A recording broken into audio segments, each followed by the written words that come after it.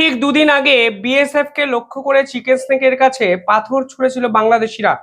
এবং শুধু chicken snake নয়, একাধিক জায়গায় যখন বিএসএফ কাঁটাতার দেওয়ার চেষ্টা করছে তখন ক্রমাগত ক্রমাগত বিএসএফ এর উপর বিভিন্ন দিক থেকে আক্রমণ করার চেষ্টা বাংলাদেশের পক্ষ থেকে কিন্তু করা হয়েছে।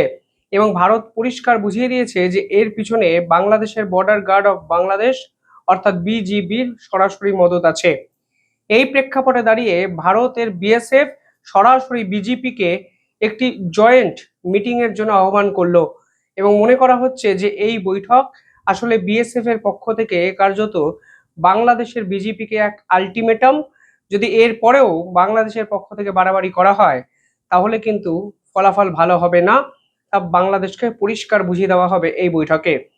একাধিক রিপোর্ট বলছে যে 8ই জুন থেকে এই হাই ভোল্টেজ বৈঠক হওয়ার কথা, যেখানে বিএসএফ একগুচ্ছ তালিকা, মানে তারা কি কি করতে চায় তা বাংলাদেশের হাতে সরাসরি অফিসিয়ালি তুলে দেবে। এবং অফিসিয়ালি তুলে দেওয়ার পরও বাংলাদেশ যদি আগের মতো সীমান্তে কোনো ধরনের অশান্তি করার চেষ্টা করে তাহলে বিএসএফ কড়া অ্যাকশনে ঝাঁপাবে, তা ভারত অফিসিয়ালি বাংলাদেশকে জানাবে। এবং সেই বৈঠকই হলো এই অফিসিয়ালি জানানোর একমাত্র ডেস্টিনেশন বা প্লেস হতে চলেছে বলে অনেকে মনে করছেন। আজকে এই ভিডিওতে আমি ডিটেইলিং আলোচনা করব কেন এই ধরনের পদক্ষেপ বিএসএফ এর পক্ষ থেকে নেওয়া হচ্ছে। ভিডিওটি শেষ অবধি দেখবেন, আর চ্যানেলটিকে ভালো লাগলে সাবস্ক্রাইব করবেন এবং কমেন্ট করবেন। আর যারা ইন্ডিপেন্ডেন্ট জার্নালিজমকে সাপোর্ট করতে চান তারা আমাদের পাশে দাঁড়াতে পারেন নির্দিষ্ট ইউপিআই এবং কিউআর কোডের মাধ্যমে। মূল বিষয়ে ফেরা যাক। বাংলাদেশ এবং ভারতবর্ষের মধ্যে এখন প্রধান সংঘাতের বিষয় হলো সীমান্তে কাঁটাতার দেওয়া। এই মুহূর্তে একাধিক বাধার সম্মুখীনও কিন্তু বিএসএফ এর পক্ষ থেকে হওয়া হচ্ছে, মানে তারা পাচ্ছেন। সব থেকে বড় সংঘাতের বিষয় যদি বাংলাদেশিরা হয়, যারা প্রতিনিয়ত কাঁটাতার দেওয়াকে কেন্দ্র করে অশান্তির সৃষ্টি করছে। দ্বিতীয় দ্বিতীয় সংশয়ের বিষয় হলো বর্ডার এরিয়ার ডার্ক জোন। ডার্ক জোনটি কি? দেখুন, ভারত এবং বাংলাদেশের মধ্যে যে সীমান্ত আছে তার দৈর্ঘ্য কিন্তু 4096 কিলোমিটার। এর মধ্যে একাধিক জায়গা আছে যেখানে কাঁটাতার দেওয়া কার্যত অসম্ভব। পশ্চিমবঙ্গ এবং বাংলাদেশের মধ্যে যে সীমানা আছে সেই সীমানার টোটাল দৈর্ঘ্য কিন্তু 2217 কিলোমিটার। এর মধ্যে 1600 কিলোমিটার জায়গায় কাঁটাতার দেওয়া আছে বা হতে পারে, কিন্তু 600 কিলোমিটার জায়গা এমন আছে এখনো যেখানে কাঁটাতার দেওয়া হয়নি। এবং এই 600 কিলোমিটারের মধ্যে 175 কিলোমিটার জায়গায় কাঁটাতার দেওয়া কার্যত অসম্ভব। এখন বিএসএফ এর টেনশনের কারণ, চিন্তার কারণ কিন্তু এই ডার্ক জোনটি, যেখানে পাহাড়, নদী, জলাভূমি, এমনকি একাধিক জায়গায় বলছে সূর্যের আলো এসেও পৌঁছায় না। ফলে এই অঞ্চলগুলোকে ডার্ক জোন হিসেবে চিহ্নিত করেছে বিএসএফ।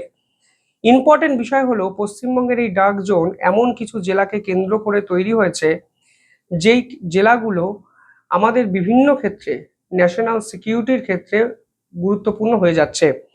যেমন ধরুন মুর্শিদাবাদ, মালদা, উত্তর 24 পরগনা, দক্ষিণ 24 পরগনা, কোচবিহার ও জলপাইগুড়ি, যেখানে ভারত এবং বাংলাদেশের মধ্যে কাঁটাতার দেওয়া কার্যত অসম্ভব। এবং এই জেলাগুলোতে টোটাল যে ডার্ক জোন আছে তার দৈর্ঘ্য প্রায় 175 কিলোমিটার। এখানে নদী, জঙ্গল, বিভিন্ন ধরনের অদ্ভুত ডেমোগ্রাফির জন্য এই অঞ্চলে কিন্তু কাঁটাতার দেওয়া সম্ভব হচ্ছে না।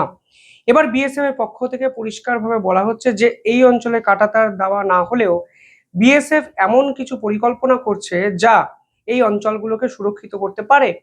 এবং বাংলাদেশিরা যারা দালাল মারফত ভারতবর্ষে ঢুকে তৃণমূল আশ্রিত কিছু নেতার দ্বারা Aadhaar card, voter card, covid vaccination certificate কিছু টাকার বিনিময়ে পেয়ে যেতেন, তারা দিনের পর দিন এই ডার্ক জোনগুলোকে কিন্তু চিহ্নিত করে এখান থেকে ভারতে ঢোকানোর চেষ্টা করেছে, যে একাধিক রিপোর্টে আমাদের সামনে এসছে। বিএসএফ এর পক্ষ থেকে নতুন যে বর্ডার প্ল্যানিং করা হয়েছে তাকে বলা হচ্ছে comprehensive integrated border management plan. এবং সেই প্ল্যানের অন্তর্গত একাধিক জায়গা এখন এই ডার্ক জোনে পড়েছে এবং ডার্ক জোন কেন্দ্র করে বিএসএফ নতুন করে প্ল্যান করছে। যদি এই অঞ্চলে কাঁটাতার দেওয়া না যায় তাহলে বিএসএফ কি করবে? প্রথমত বিএসএফ এখানে বলছে যে লেজার ওয়ার লাগাবে। দ্বিতীয়ত থার্মাল ইন্টিগ্রেট একাধিক সিস্টেম এখানে ইনস্টল করবে, অর্থাৎ থার্মাল ইমেজারকে ইনস্টল করবে। যদি কোনো মানুষ কাঁটাতার পেরিয়ে দেশে ঢোকার চেষ্টা করে তাহলে থার্মাল ইমেজ কম্পিউটারের স্ক্রিনে ধরা পড়বে এবং খুব সহজে এই অঞ্চলে যদি কোনো মানুষ বর্ডার পেরোনোর চেষ্টা করে, সীমান্ত পেরোনোর চেষ্টা করে, তাহলে ডিটেক্ট করা সম্ভব হবে। পাশাপাশি এখানে ইম্পর্টেন্ট আন্ডার ওয়াটার সেন্সার লাগানো হচ্ছে, অর্থাৎ এই অঞ্চলে যেহেতু নদী আছে, ফলে নদীকে মাথায় রেখে জলের তলা দিয়ে যদি কোনো বাংলাদেশি ভারতবর্ষে ঢোকার চেষ্টা করে, তাহলে এই অঞ্চলের ডিটেক্টর কিন্তু লাগানো যাচ্ছে। এবং 4 নম্বর হলো ইনফ্রারেড ক্যামেরা। এই ইনফ্রারেড ক্যামেরা গাঢ় অন্ধকারেও কিন্তু কার্যকারী হয়, এবং ইনফ্রারেড ক্যামেরা এই অঞ্চলে লাগালে কাঁটাতার থাকুক বা না থাকুক, বিএসএফ সদা পর্যবেক্ষণ করে এই অঞ্চলে যে কোনো অনুপ্রবেশকারীকে কিন্তু ইজিলি আইডেন্টিফাই করতে পারবে।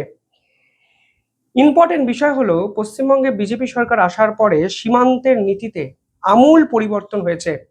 শুভেন্দু অধিকারীর মন্ত্রিসভার প্রথম বৈঠকে বিএসএফ কে জমি হস্তান্তর করা হয়েছে, এবং এতদিন যে জমি লাল ফিতের জটে আটকে ছিল সেই বিষয়ে কিন্তু এখন সমস্যা মিটে গেছে।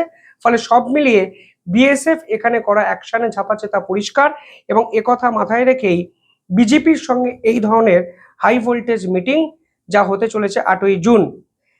এবার এই মুহূর্তে বিএসএফ বিজেপিকে কি বলবে? বিএসএফ পরিষ্কারভাবে তাদের অফিসিয়াল নীতি বিজেপিকে জানাতে চলেছে, অর্থাৎ সীমান্তবর্তী এলাকায় যদি বাংলাদেশিরা ধরা পড়ে, তাহলে কোনো আইনের আশ্রয় না নিয়ে আইন মারফতই ডিটেক্ট, ডিলিট এবং ডিপোর্ট বিএসএফ সরাসরি করে দেবে। এবং পরিষ্কার কিন্তু এখানে বিজেপিকে এই দায়িত্ব নিতে হবে, তা বিএসএফ এর পক্ষ থেকে কড়াভাবে বোঝানো হবে।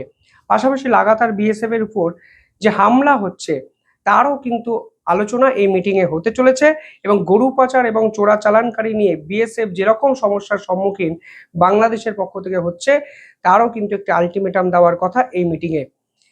যদি আপনারা পুরো বিষয়টিকে আজকের দিনে দাঁড়িয়ে বিশ্লেষণ করেন, তাহলে বুঝবেন যে বাংলাদেশ সীমান্তে যেরকম চাপ বৃদ্ধি করেছে বিএসএফ, এই মিটিং কিন্তু সেই চাপেরই একটি এক্সটেন্ডেড পার্ট, একটি অংশ।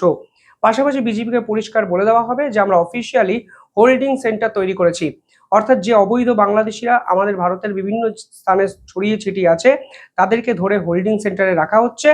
1 মাস সময় দেওয়া হবে, তারপরে বিজেপিকে সিদ্ধান্ত নিতে হবে যে তারা তাদেরকে তাদের দেশে ফিরিয়ে নেবে কি নেবে না। এবং বিএসএফ পরিষ্কার বলে দেবে, যদি বিজেপি ফিরিয়ে নিতে নাও চায় তাহলেও বিএসএফ এর কোনো যায় আসে না। পাশাপাশি বিজেপি এই মুহূর্তে পুশব্যাক নিয়ে কেন উদ্বিগ্ন সে তথ্য কিন্তু বিএসএফ এর পক্ষ থেকে চাওয়া হবে, যে একাধিক তথ্য মানে রিপোর্ট আমাদের সামনে এসছে, অর্থাৎ তোমাদের নাগরিককে তোমাদেরই ফিরিয়ে নিতে হবে, কোনো চাপের কাছে ভারত মাথা নত করবে না। এবং বিএসএফ এর উপরে যদি ফের একবার লাঠি মারা, পাথর ছোড়া বা বিভিন্ন অশান্তির সৃষ্টি করা হয়, তাহলে বিএসএফ কিন্তু কড়া অ্যাকশনে ঝাঁপাবে। অর্থাৎ সব মিলিয়ে আজকে একটা জিনিস পরিষ্কার হয়ে যাচ্ছে যে এই হাই ভোল্টেজ মিটিংই ভারত বাংলাদেশের ভবিষ্যৎ সম্পর্ক কোন দিকে যাচ্ছে তা কিন্তু ঠিক করে দেবে। 8ই জুন আপাতত সকলের নজরদারিতে থাকবে, তা কিন্তু পরিষ্কার। আপনারা কিভাবে দেখছেন কমেন্টে জানাবেন। দেখতে থাকুন দ্য ইন্ডিপেন্ডেন্ট বেঙ্গল। ধন্যবাদ।